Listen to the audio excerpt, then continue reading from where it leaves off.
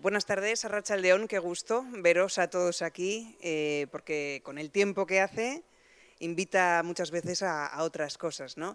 Estoy segura que habéis venido porque queréis escuchar cosas interesantes, aprender, y ese es un poco el objetivo que tenemos en esta charla. Antes de empezar, quiero contextualizar este evento. Estamos en el marco de la Semana de la Innovación de San Sebastián, que llega a su 9ª edición este año, porque San Sebastián es una ciudad de ciencia e innovación. Esta es una apuesta que se hizo desde aquí, desde el Ayuntamiento, hace más de 20 años, bueno, pues por atraer el talento y el conocimiento. A día de hoy hay un montón de datos que lo avalan. Hay más de 30 centros de investigación en la ciudad, hay una comunidad de más de 5.000 personas investigadoras que viven entre nosotros, lo que realmente denota que San Sebastián ha conseguido ese objetivo. Arratsaldeon, eskerrik asko, hemen egoteagatik. Hasi baino lehen, Donostia Wikin berrikuntzaren astearen 9. edizioko divulgazio hitzaldiak testuinguruan jarriko ditugu. 20 urte baino gehiago dira Donostiak zientzia eta berrikuntza hire bilakatzearen aldeko apustua egin zuela eta hori lortu duela bermatzen dizuet. 30 ikerketa zentro baino gehiago, 5.000 ikertzailetik gora bizi dira hemen. El reto es compartir ese conocimiento, que lo que está pasando en la ciudad llegue a la ciudadanía. Y este es precisamente el objetivo del nacimiento de esta Semana de la Innovación. Llega cada año a más gente, es un evento que adquiere en cada edición una dimensión mayor, no hay más que ver esta carpa que acoge una interesante exposición que os invito a que veáis después, porque lo que hace esta carpa es ese recorrido por esos 20 años de desarrollo de Ciudad de la Innovación, y hemos querido que esté al alcance de la ciudadanía saber qué es lo que ha pasado en San Sebastián durante todo este tiempo. Esta Semana de la Innovación la organiza la Concejalía de Impulso Económico del Ayuntamiento a través de Fomento de San Sebastián, que es la entidad que cataliza a todos los agentes y a todas las entidades que forman parte de ese ecosistema. Por lo tanto, durante toda la semana, a esta hora más o menos, 6:30, 7 de la tarde, va a haber unas charlas divulgativas en las que van a participar los diferentes centros de investigación de la ciudad. El objetivo final es que conectemos con la ciudadanía en clave de ciencia, que ese conocimiento que está en esos centros salga y se extienda. Bueno, voy a presentarles ya a la persona que está conmigo. Está con nosotros Soledad Orellano. Ella es licenciada y doctora en Química graduada de la Universidad Nacional de Río Cuarto de Argentina. Es investigadora postdoctoral en Polimat y la UPV gracias a una beca, y está estudiando nuevas terapias antimicrobianas. Muy buenas, bienvenida, muchísimas gracias por estar con nosotros. Tienes un reto importante que es el de hacer papel divulgador y que se entienda, que sea fácil, porque todos sabemos que a veces la ciencia no llega pues, por esas dificultades de comunicación. Bueno, está estudiando nuevas terapias antimicrobianas porque parece que estamos en guerra contra las superbacterias. Algo nos suena, eso de que cada vez las bacterias son más resistentes a los antibióticos, eso ya lo hemos oído, y esto está provocando pues, una serie de consecuencias, un aumento de los fallecimientos a nivel mundial. Ella nos va a contar las estrategias que la ciencia está desarrollando para luchar precisamente contra esas bacterias. Soledad, cuando quieras. Vamos a hacer una charla de unos 30 minutos aproximadamente para que os hagáis una idea, y después tendremos tiempo si tenéis preguntas. Ella va a estar a nuestra disposición y es un lujo que la tengamos aquí. Cuando quieras. ¿No? ¿Me oyen? No. ¿No? ¿Se oye? A ver, ¿ahora? ¿Ahora? ¿Ahora sí? Sí. Ahí está, perfecto. Bueno, muchas gracias por la presentación. Estoy muy feliz de poder estar aquí esta tarde hablando un poco de ciencia y de las superbacterias, que un poco los quiero introducir en el tema. A ver, bueno, como ya me ha presentado, mi nombre es Soledad Orellano y estoy trabajando como investigadora postdoctoral en el Instituto Polimat, aquí en San Sebastián. Bueno, y un poco vamos a hablar de esta guerra que estamos actualmente enfrentando contra las superbacterias, pero un poco para contextualizarlos, Esto no es algo nuevo, ¿sí? Viene de hace muchos años atrás. Más o menos inicialmente, en el principio del siglo XX, había una gran tasa de mortalidad debido a las infecciones, como son la neumonía, tifus, difteria. Todas esas enfermedades son ocasionadas por bacterias, es decir, infecciones. Y la esperanza de vida era muy baja, era alrededor de los 47 años, para que nos demos una idea comparando actualmente cómo es la esperanza de vida en la actualidad. Y eso era porque las infecciones producían grandes cantidades de muertes. Pero quien trajo luz a ese problema fue el científico Alexander Fleming, que un día experimentando así en su laboratorio, por casualidad, descubrió la penicilina, que fue el primer antibiótico. Y gracias a ese descubrimiento él salvó millones de vidas, ¿sí? Entonces, gracias a eso, en 1945 recibió el Premio Nobel de Medicina. La penicilina, que bueno, un poco, yo soy química, como ya dijeron, les he puesto la estructura, fue el primer antibiótico. Pero ¿qué es lo que ocurrió? En ese momento, ¿qué pasó? Como la penicilina empezó a curar las infecciones, las personas empezaron a consumir la penicilina tanto para prevenir, digamos, para no enfermarse, y para curar infecciones. Y se empezó a usar más y más y más. Y las bacterias, como son muy inteligentes, empezaron a generar mecanismos para impedir que la penicilina las mate. Entonces, un poco para explicarlo a simples palabras, aquí lo que he querido poner es cómo hacen las bacterias, ¿sí?, para poder evadir, por ejemplo, como fue en este primer caso, la penicilina. Lo que hicieron es que fueron capaces de mutar. Eso científicamente sería lo que pasa, pero en simples palabras es transformarse. Y lo que aprendieron a sintetizar es una enzima que se llama beta-lactamasa, y lo que hace es, como aquí puse con esas tijeras, es cortar la molécula y romperla. Y puntualmente la rompen en una parte de la molécula que es crucial y muy importante para que ese antibiótico mate a las bacterias. Entonces, en simples palabras, ¿qué hacen las beta-lactamasas? Matan al antibiótico, lo destruyen, antes de que sea capaz de matar a las bacterias. Entonces, lo que se empezó a ver es que el uso de la penicilina no curaba las infecciones. Surgieron otros antibióticos, tampoco los quiero aburrir con nombres de antibióticos, pero se empezaron a surgir antibióticos derivados de la penicilina y otras familias de químicas de antibióticos. Se empezaron a usar, pero lo que se observó es lo mismo, que llegó a un punto las bacterias podían, de alguna manera, evadir ese efecto que el antibiótico tenía y podían sobrevivir, ¿sí? Por eso las llamamos superbacterias, porque son muy, muy inteligentes.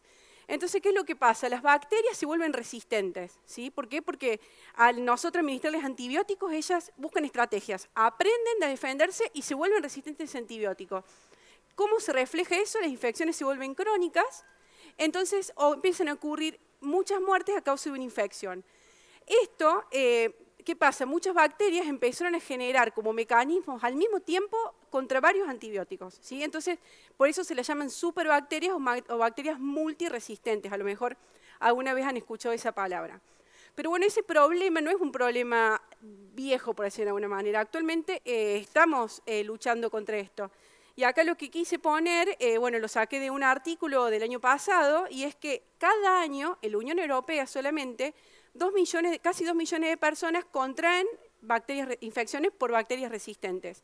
Y de esas 2 millones de personas, 25.000 mueren, ¿sí? Entonces, este es un problema que es actual y que lo estamos teniendo. Principalmente, ¿cómo ocurren estas infecciones? Bueno, en una gran parte son neumonías, sí, que lo hemos escuchado, y otras son las muy conocidas infecciones intrahospitalarias o nocosiomiales, ¿sí? Por ahí se parece un poco difícil, pero ¿qué significan estas infecciones? Que son infecciones porque las bacterias, ¿sí?, empiezan a quedarse, digamos, dentro de los artefactos que existen dentro de los hospitales, dentro de la aparatología. Entonces, ¿qué pasa? Estas bacterias resistentes están en los hospitales y cuando las personas van a ser asistidas por un problema, a lo mejor entraron por un problema que no es una infección, pero contraen una infección por bacteria resistente y terminan muriendo por una infección, ¿sí?, cuando inicialmente ese no era el problema. Y ese es un grave problema aquí en la Unión Europea y en el mundo.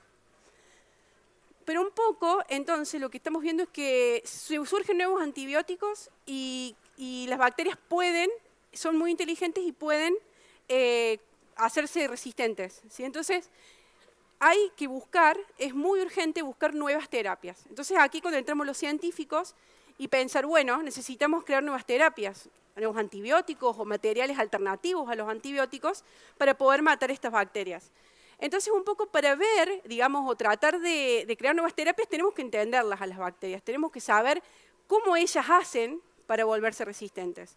Entonces, bueno, esto ha llevado muchos años de investigación de muchos científicos y lo que se ha determinado es que, ¿cómo hacen las bacterias para volverse resistentes? Bueno, 3 cosas. La primera, tienen una gran capacidad de adaptación, un poco lo que les contaba. Si administramos un antibiótico, ellas son capaces de estudiar y ver qué pueden sintetizar, qué enzima pueden sintetizar para romper los antibióticos, antes que las maten.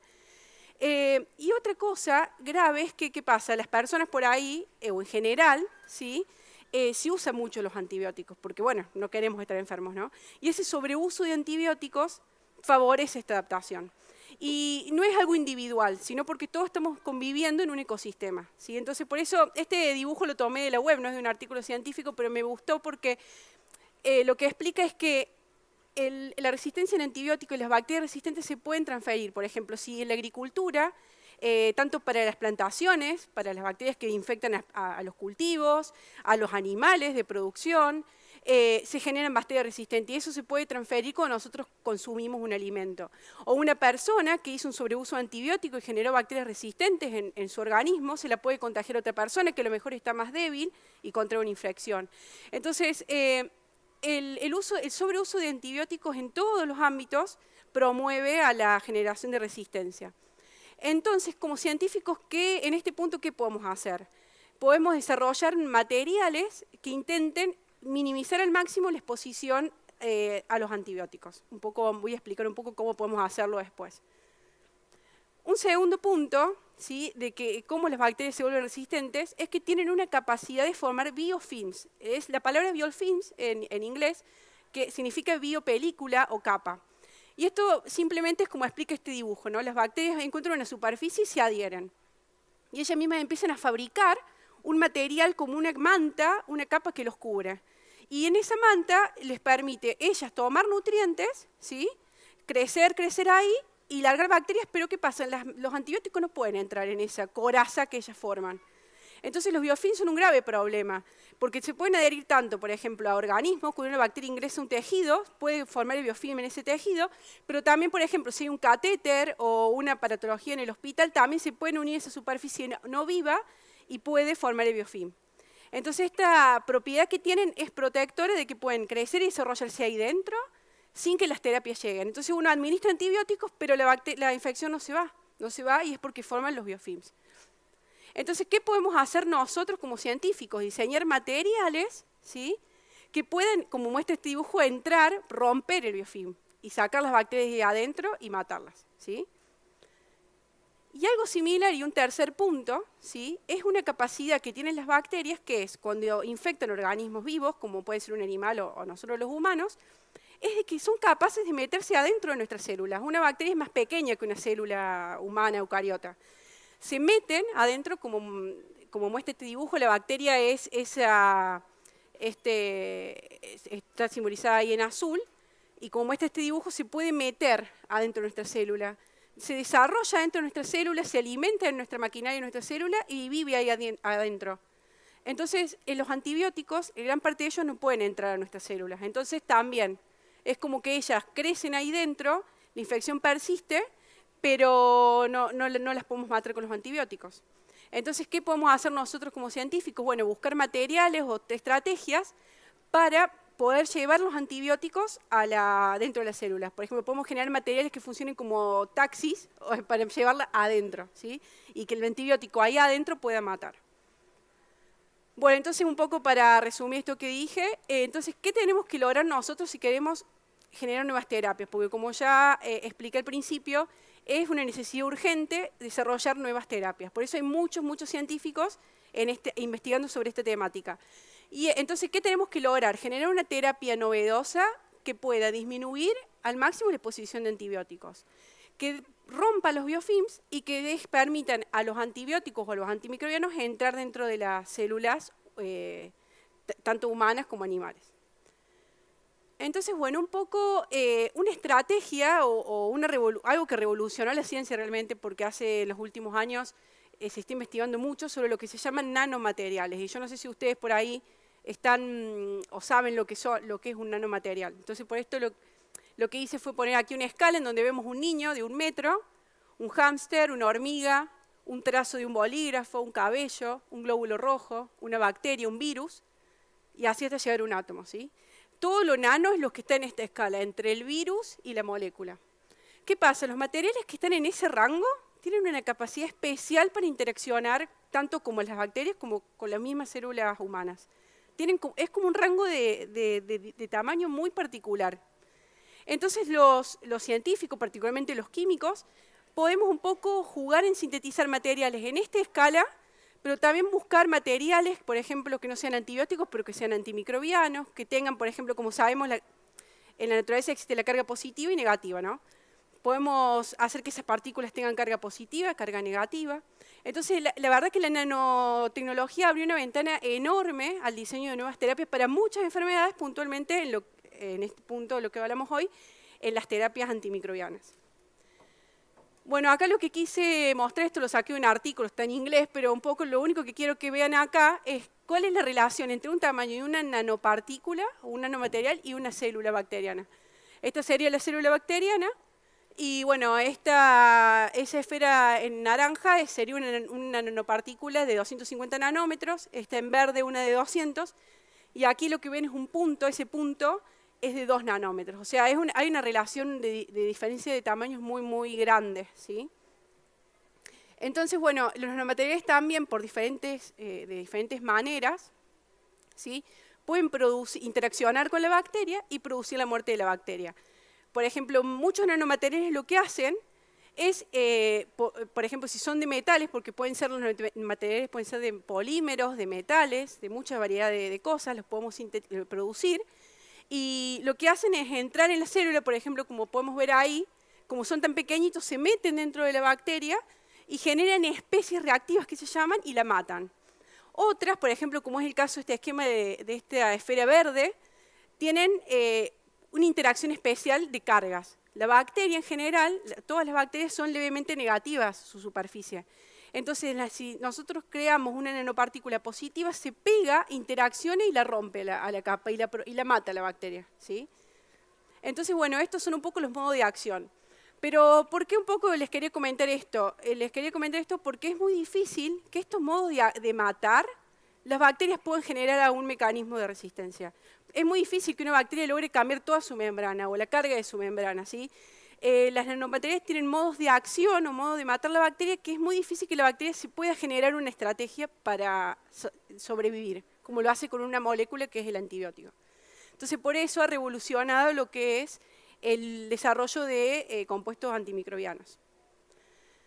Bueno, entonces, un poco también para comentarles, porque les comenté esta capacidad que tienen las bacterias de formar biofilms y de entrar a las células, ha habido muchos estudios. Y el primero que está de este lado, lo que muestra es un biofilm bacteriano. Muchos investigadores hicieron nanopartículas digamos, en el rango nano, pero de diferentes tamaños, con diferentes cargas, algunas neutras, y lo que estudiaron es si esas partículas podían entrar a los biofilms. Entonces, este esquema reduce muchos estudios, ¿sí? Porque es como que este dibujo hace una revisión de muchos estudios científicos y lo que muestra es que no todas las nanopartículas entran en los biofilms, solo entran en los biofilms las que son positivas y menor a 350 nanómetros. Entonces la nanotecnología lo que nos permite es eso, es diseñar a gusto, digamos, un material y poder conocer específicamente qué, digamos, características me permiten entrar adentro de un biofilm, ¿sí? Entonces, hay muchos estudios ya de nanopartículas que permiten entrar a los biofilms, romper a los biofilms, y si se aplican junto a un antibiótico pueden matar a las bacterias ahí dentro del biofilm. Algo similar pasa con, por ejemplo, lo que se muestra en esta imagen, que son las esferas naranjas, son nanopartículas, y las esferas verdes que están ahí dentro son bacterias, y esta capa simboliza la membrana de una célula humana, por ejemplo. Entonces, lo que muestra esa imagen es que las nanopartículas son capaces de entrar dentro de las células humanas sin matar la célula, sin dañarla, ¿sí? Porque si es un humano, un animal o un huésped, no queremos matarlo o dañar esa célula. Entonces son capaces de entrar y ahí dentro matar a las bacterias, ¿sí? Entonces, bueno, en ese sentido, hay una ventana grande que se ha abierto, digamos, en que la nanotecnología puede ofrecer grandes ventajas en lo que es el desarrollo de nuevas terapias. Bueno, entonces un poco ahora contarles qué estamos haciendo en Polymath en cuanto a lo que es el desarrollo de nuevas terapias antimicrobianas. Bueno, un poco lo que, como ya me comentaron cuando me presentaron, yo soy de Argentina, y gracias a una beca de movilidad que se llama Marie Curie, tuve la posibilidad de venir a trabajar aquí a España. Yo inicialmente me dediqué a estudiar, digamos, nanomateriales para aplicado a infecciones. Y me incorporé a un grupo que se llama Responsive Polymer Therapeutics Group, y en líneas generales lo que se hace en este grupo, que es un grupo de Polymath, es usar nanotecnología para abordar diferentes patologías, ¿sí? Bueno, y en lo que hago yo, mi partecita, mi aporte a este grupo, es trabajar en lo que respecta a terapias para combatir superbacterias. Bueno, puntualmente, las infecciones, las bacterias pueden infectar lo que sea, ¿no? Entonces, puntualmente, mi área de estudio es infecciones en vacas lecheras, ¿sí? Esto es algo muy preocupante porque, bueno, actualmente hay muchas personas que ya no consumen la leche de vaca, ¿no? Pero la leche es un producto muy nutritivo y muy consumido. Y a los animales, a diferencia de las personas, por ejemplo, nosotros podemos tomar medidas de higiene, pero con los animales es muy difícil prevenir. O sea, no le podemos decir a una vaca, no comas de algo que esté contaminado, ¿sí? Como que es muy difícil. Entonces, en un establecimiento lechero hay que usar antibióticos como prevención. O sea, no hay forma, porque si no los animales se infectan, y eso es algo importante tanto para la salud del animal como para la salud humana también, porque nosotros después consumimos esos alimentos. Entonces, el abordaje de las infecciones, en este caso en animales de producción, como es un bovino, es una temática muy interesante. Entonces, bueno, lo que estamos desarrollando son nanomateriales, ¿sí? Tenemos varias alas en este proyecto en el que estamos trabajando en el grupo, y una de ellas es diseñar materiales que puedan encapsular antibióticos, ¿sí? Pero que esos materiales, que son nano, son hechos de polímeros que responden a estímulos. Entonces, ¿qué pasa? En una infección, como en cualquier patología, el entorno de la enfermedad sufre cambios. Y en el caso de las infecciones, el área local de la infección, la temperatura aumenta y el pH se reduce, o sea, se hace más ácido el entorno de la infección. Entonces, ¿qué es lo que ocurre? Lo que ocurre es que cuando la temperatura aumenta y el pH baja, nuestro nanogel, nuestra nanopartícula, se comprime y libera el antibiótico. Entonces, ¿qué es lo que estamos generando de esta manera? Que si no hay infección, o sea, si el tejido está sano, o sea, porque este tratamiento está pensado para aplicar en la ubre de la vaca. Si la ubre está sana, la idea es que, digamos, lo que hemos visto es que la liberación de antibiótico es mínima. O sea, es como que el animal no está expuesto al antibiótico. En cambio, si ya hay una infección, el antibiótico se libera y ahí recién lo estamos al animal sometiendo al antibiótico. Y esto es muy importante porque sí o sí hay que aplicar antibióticos en establecimientos lecheros y, bueno, en animales de producción.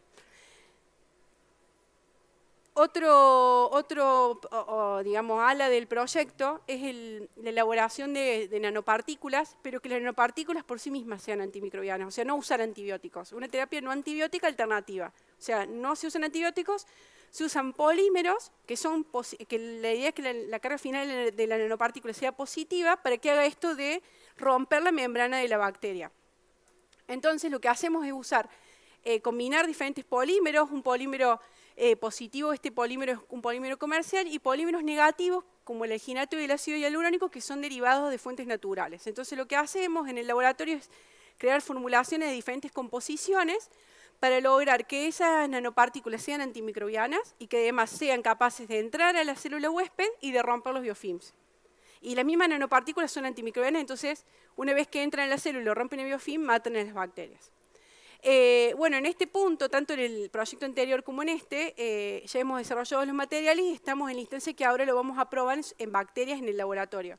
Estas bacterias nos las va a proveer un colaborador de Barcelona, que lo que ellos hacen es van a tambos, donde hay vacas infectadas, y sopan a las vacas y sacan las bacterias. O sea, vamos a trabajar con bacterias reales provenientes de infecciones crónicas en tambos, y vamos a probar nuestras terapias.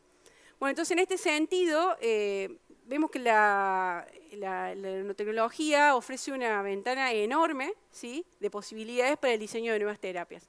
Y bueno, nosotros en nuestro lugar estamos viendo resultados muy alentadores, bueno, y pensamos bueno, de que vamos a llegar a buen puerto.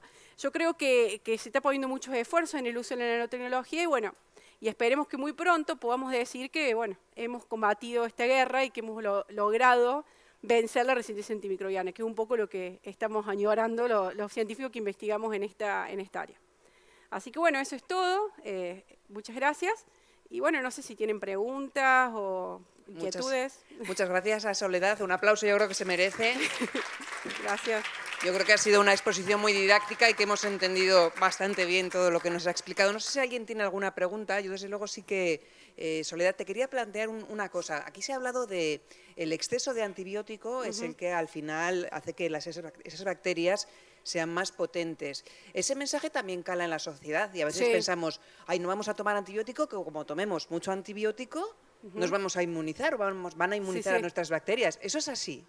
¿Eso está bien? No está bien. O sea, y aquí, bueno, yo vengo de Argentina, como les decía, y en Argentina, si uno va a la farmacia puede conseguir un antibiótico. Y aquí en España, por ejemplo, me pasó, si no tienes prescripción médica, no. O sea, yo creo que aquí en España hay mucha conciencia ya de esto, ¿no? Porque a veces uno, por el afán de estar bien o de proteger a su cuerpo, consume antibióticos. Y eso no solamente uno está dañando haciendo resistente a las bacterias de tu organismo, sino que estás promoviendo porque esas bacterias, buenas y malas, porque sabemos que en nuestro cuerpo tenemos bacterias, ¿no? En nuestro intestino, nuestra flora intestinal está formado por bacterias buenas, ¿sí? Y esas bacterias se pueden hacer resistentes a los antibióticos. Y esa resistencia la pueden transferir a otras bacterias que son malas, como patógenos, ¿sí? Entonces, eso es muy grave. El mensaje sería, toma cuando te lo receta exactamente, el médico lo mínimo. Y se acabó, ¿no? Y se acabó, exactamente. ¿Alguien más tiene...? Aquí tenemos a dos personas. O sea que respecto a lo que estaba comentando antes, creo que se trata de una tragedia de los comunes, porque tú individualmente siempre te vas a beneficiar de tomar los antibióticos, mientras que es un problema sistémico que sean tan accesibles y se genera por un método de selección natural, lo que es la tolerancia o la resistencia. Sí, la tolerancia. Yo tengo una pregunta respecto a lo del proceso de selección natural. Ya que es la misma selección natural la que genera la tolerancia frente a los antibióticos, ¿no podríamos utilizar ese mismo sistema? Porque tú si estás intentando eliminar el 100% de las bacterias en un colectivo, en un grupo, no vas a poder. Siempre va a haber un porcentaje minúsculo que tenga una tolerancia y de ahí son las que se van a reproducir en la siguiente generación. Lo que a mí, no es que se me ha ocurrido a mí, para nada, pero sí que tengo entendido que se podría llegar a utilizar, y no estoy muy seguro de esto, esas pocas que han sido capaces de sobrevivir a la exposición al antibiótico tienen en su maquinaria interna un extra de coste que tienen que asumir para poder tener esa capacidad de lidiar con el antibiótico. Si se permite que, si en vez de bajar el 1%, digamos, de las bacterias, se bajase al 10% y no aniquilas a todas, sino que dejas un margen que podría seguir aniquilando, pero lo dejas al 10%, que sería, creo yo, seguro, y hay un 9% de bacterias que no son resistentes, ese 9% sería más competitiva a la hora de reproducirse, porque es más capaz de conseguir recursos y dedicarlo a reproducirse, que el 1% que sí que es tolerante, pero debe dedicar más recursos a producir eso. Permitiendo al otro 9% que sobrecompita al 1%, acabaríamos con el 1% y luego permitiendo que subiese del 10% se reproduzca al 25%, podríamos mantenerlo estático en el 10%. No sé si esto es seguro o posible. Sí, pero ¿tú eres microbiólogo o estás estudiando? ¿No? ¿No? Pero en sí la pregunta cuál sería, porque sí es cierto, ¿sí?, que yo no he comentado eso, pero hay toda una estrategia que se usa actualmente en los tambos, por ejemplo, donde no queda otra, hay que usar antibióticos, que se llama la terapia cíclica. O sea, los antibióticos se van alternando, porque ¿qué pasa? Estas bacterias que se hacen intolerantes a un antibiótico son sensibles a otros. Entonces se va haciendo como un ciclado de antibióticos. Y eso es una estrategia muy, muy efectiva. Pero yo no entiendo muy bien cuál sería tu pregunta en cuanto a la nanotecnología y digamos, el efecto en las bacterias tolerantes.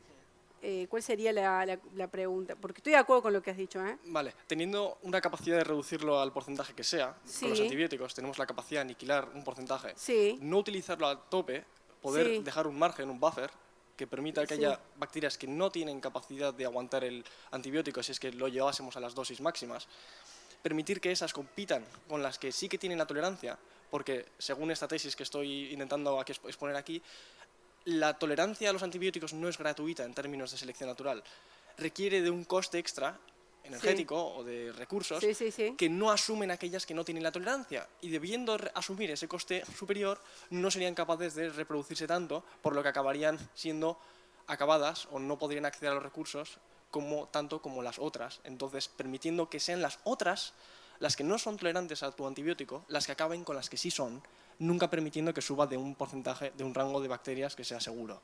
No sé si esto es posible. Claro, lo que pasa es que tú puedes controlar la población bacteriana, por decir de alguna forma, por ejemplo, si tú tienes un establecimiento. Por ejemplo, yo que estudio mucho en animales, porque tú puedes manejarlo, pero en una sociedad o en la vida misma, digamos, es muy difícil. Y también lo que pasa es que una bacteria que quizás es tolerante a un antibiótico y que como que puede afectar a una persona de una manera, a otra persona con otro sistema inmunitario la afecta de otra. En realidad, en un establecimiento, cuando controlamos las infecciones, podemos jugar un poco con eso, pero en la realidad, cuando salimos a la vida, por decirlo de alguna manera, no se puede controlar mucho las bacterias. Sí que hay un testeo general de cómo va la resistencia. Por ejemplo, hay anualmente o cada 2 años o 5, hay reportes, digamos, que hace el Ministerio de Salud como para ver, las bacterias que están circulando en la sociedad, ¿a resistente qué antibióticos son? O sea, uno puede ir controlando eso. Pero como estrategia práctica es muy difícil, es lo que puedo... Yo soy química, vuelvo a decir, no soy microbióloga y leo mucho de esto, pero bueno, la idea sería en realidad generar terapias que puedan impedir la adaptación y la tolerancia. Y eso se logra cuando tú usas terapias un poco inespecíficas. ¿Y esto a qué me refiero? Algo que, como decir, matar la membrana. Si algo positivo y se junta la bacteria que es negativa, la mata. Y eso es algo como no tan específico, de generar una enzima especial para el antibiótico. Es como algo muy general. ¿Qué pasa con esto? Hay que ser muy cuidadoso también, porque las células humanas también tienen una leve carga negativa. Entonces, tiene que ser algo que sea tóxico para la bacteria, en general para todas, pero que no sea tóxico para el huésped. Entonces, bueno, hay que ir jugando un poco con eso. No sé si he respondido a tu pregunta, pero a lo que voy, que si uno juega un poco con estos parámetros que tú contaste, lo puedes hacer en un establecimiento cuando tú dominas la población de bacterias que hay dentro. Pero una vez en la vida misma, en la realidad, es muy difícil controlar. Sí.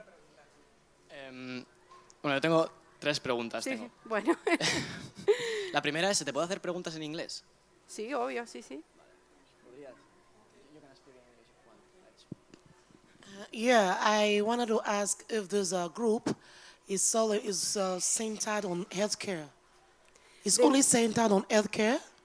Sorry, your group, what is it all about? The scientific group? Yeah. Okay. Yes, this one. I will introduce Okay. the group, yes. It's all about healthcare? Yes, it's all about healthcare, and is focused in the use of nanomaterials, nanoparticles, for different diseases. Okay. For example, cardiovascular diseases, skin diseases. Okay. In my case, I'm focused in infection diseases. Based on the skin? Mm-hmm. No, in my case, I focus in bovine mastitis. That is an infection in dairy cows. Okay. But also there is big issues in skin infection. But in my case, I'm not focused on that. Okay. But I don't know if you have a question. Maybe I can reply. Yeah, because in your group there should be everyone should have area of specialization. Yours is the line, like you said. Mm-hmm. Someone skin. Mm-hmm. Like Africans, they suffer issue of skin infection. Yes. Yeah, like I live in Bilbao. I experienced this skin infection. It took a while, a very long time to treat it. To recover. I yes. was wondering why it was taking long. The government got involved, but I don't know why it took so long.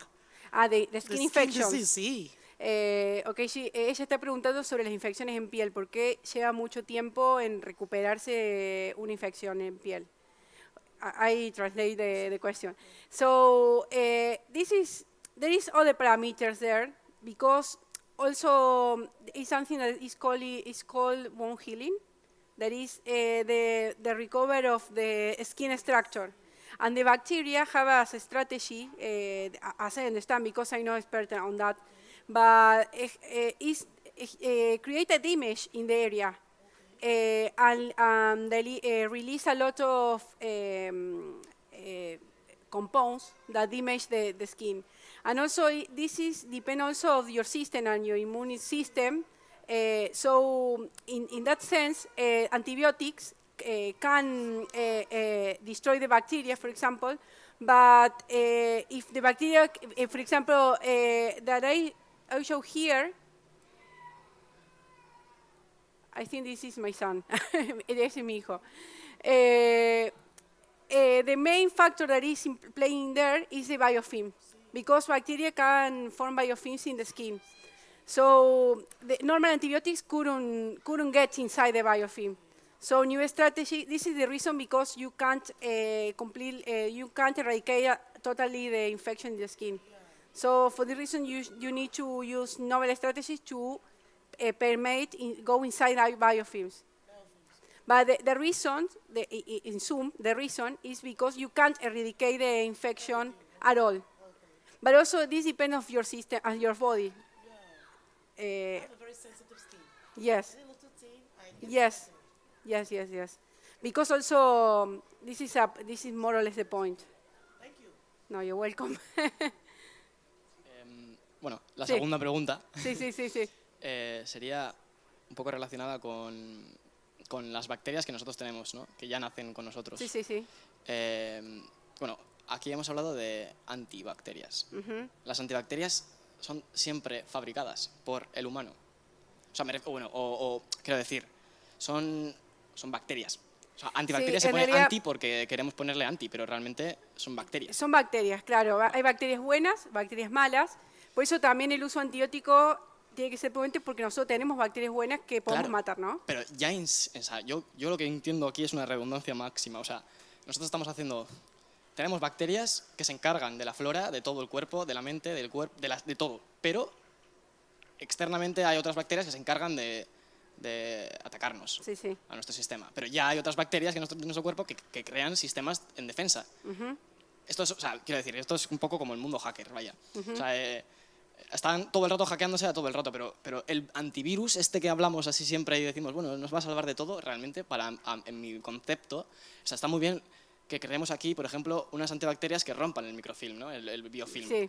Vale, pero obviamente las bacterias llegarán a encontrar un film que no se rompa.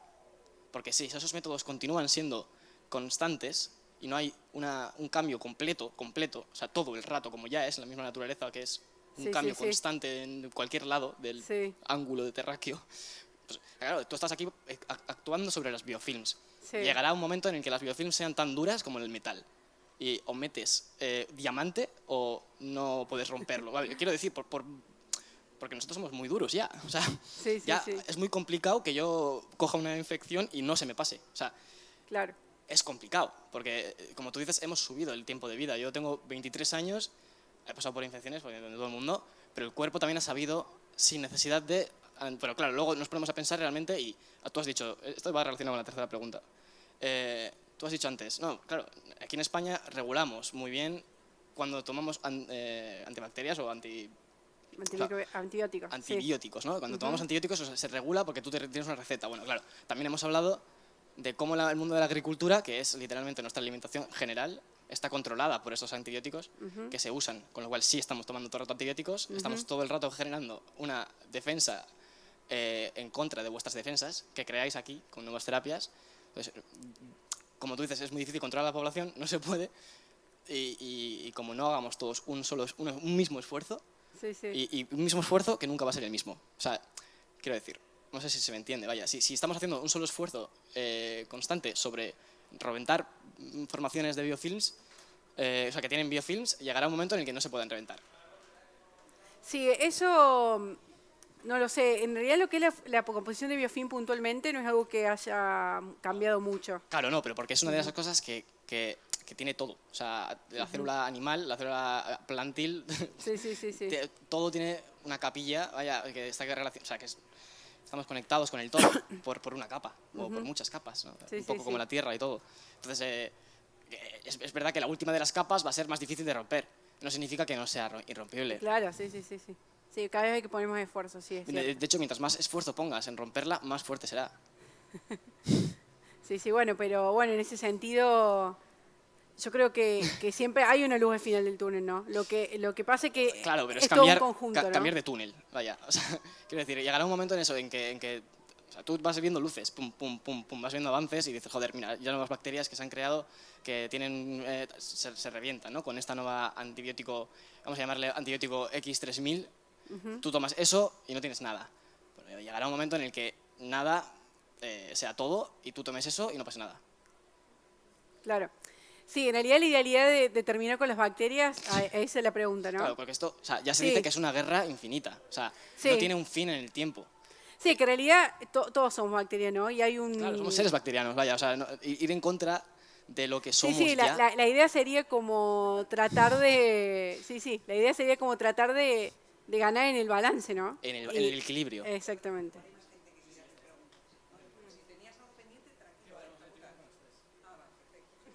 Bueno, gracias. ¿Alguien tiene alguna pregunta más? ¿Alguna otra cuestión? Aquí tenemos a otra persona. Hola, buenas. Buenas. Bueno, lo primero, darte las gracias por la presentación. Ha sido realmente divulgativa. Yo creo que a todo el mundo nos ha llegado bastante bien el mensaje que transmites. Y nada, mi pregunta más es orientada a tu investigación un poco. Porque sí que hablas, bueno, como ya dices, la resistencia a los antibióticos es como una carrera continua. Hacemos uno, viene el siguiente, hacemos el siguiente y parece que esa era la única solución a la que siempre se enfoca. Siempre todas las charlas vienen súper catastróficas, las superbacterias, la resistencia, y tú por lo menos nos das una alternativa que además yo creo que está muy bien. Pero es verdad que me sorprendió sobre todo la parte en la que hablas de tratamiento preventivo de las enfermedades bacterianas y sobre todo en la mastitis de las vacas, porque además es algo un poco controvertido, porque es verdad, como él bien decía, está dentro de lo que es nuestra alimentación básica. Pero claro, también hay un control muy exhaustivo. A un ganadero, cuando a ti te pillan en la leche una cantidad de antibiótico, te han crujido. Entonces, o sea, no, leche hay que descartarla. Entonces, en ese momento, ¿cómo enfocáis esto? Porque bueno, también hablabas de antibióticos y hablabas de compuestos con actividad antibacteriana, pero al final es un antibiótico, si tiene capacidad antibacteriana, sea un compuesto, por ejemplo, esta imagen justo. La pregunta para centrarlo es un poco, ¿cómo enfocarías una terapia, o sea, un tratamiento preventivo de esto a la hora de, o sea, en las bacterias, o sea, para infecciones bacterianas en las vacas? ¿Cómo se puede llevar eso?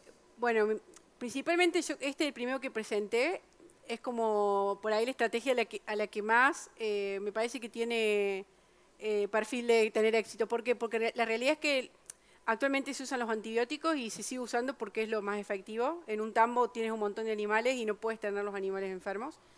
Entonces, bueno, si nosotros podemos crear materiales que nuestro organismo lo elimine y que esmascare el antibiótico y que ese antibiótico sea liberado solo si se necesita, yo creo que esa es una estrategia que tiene mucho potencial. Y no es fácil, porque no es tan fácil enmascarar ese antibiótico y que acá no se libere. Por eso tampoco no hay que ser idealista, ¿no? Acá sí hay una liberación que es mínima y lo que se pretende es que haya una liberación máxima en esas condiciones. Entonces, en ese sentido, es verdad, por ahí los polímeros que son antimicrobianos, que son por interacción por carga, tienen menos posibilidad de generar adaptación o resistencia. Eso es algo que está estudiado. Pero sí que como es más potencial yo veo esto. De decir, bueno, crear un material que nuestro organismo o el organismo de la vaca lo puede eliminar y que el antibiótico esté enmascarado, esté escondido ahí. Y si no lo necesito, lo elimino por orina, lo elimino. Si lo necesito, lo libero, ¿sí? Esa es como que es la estrategia, que a lo mejor suena un poco idealista, pero sí que vamos en buen camino y hay mucha, digamos, mis esfuerzos están mucho puestos en encontrar materiales de encontrar este balance, de no mucha liberación aquí y liberación total ahí. Y creo que eso, como terapia preventiva, que es necesaria en un establecimiento, sería algo con mucho potencial. Muchas gracias. No, a ti. Bueno, muchas gracias, Soledad Orellano. No. Muchas gracias a todos por venir. Vamos Gracias a a dar todos. por finalizada ya esta charla. Os recomiendo que veáis la exposición y vamos a estar aquí toda la semana a partir de las 6:30, 7. Podéis consultar en la página web de la Semana de la Innovación cuál es el programa, súper variado, porque se va a hablar de un montón de temas. Y nada, que estáis todos invitados. Gracias de nuevo Gracias. y hasta la próxima. Gracias. Gracias.